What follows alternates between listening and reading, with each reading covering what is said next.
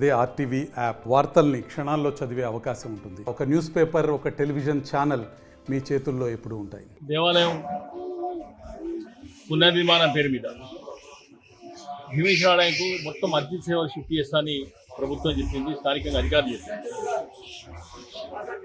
మేము ఈ పునర్నిర్మాణ సమయంలో చెప్పినాం, సెంటిమెంట్స్ దెబ్బతినకుండా పనిచేయాలి.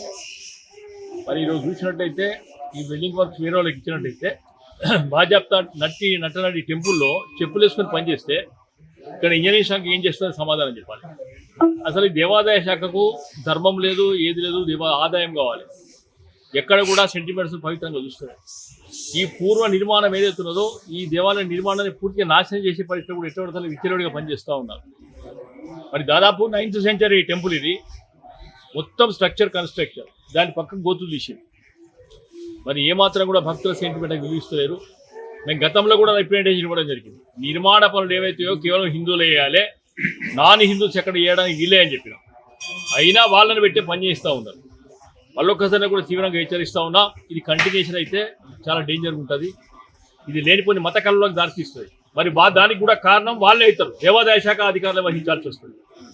మరి ఈ విధానం ఏదైతే ఉందో మార్చుకోకుండా చాలా కష్టంగా ఉంటుంది. కనుక దయచేసి చెప్తా ఉన్నాం, భక్తుల మనోభావాలను, హిందూ మనోభావాలను దెబ్బతీసినట్టయితే చాలా తీవ్రంగా ఉంటుందని చెప్పి హెచ్చరిస్తూ ఉన్నాం.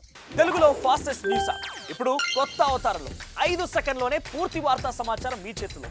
సోషల్ మీడియా ట్రెండ్స్ మీ కళ్ళ ముందుకే live TV and voice search ఆప్షన్స్తో ఇప్పుడే డౌన్లోడ్ చేయండి. యాప్ లింక్ డిస్క్రిప్షన్లో ఉంది.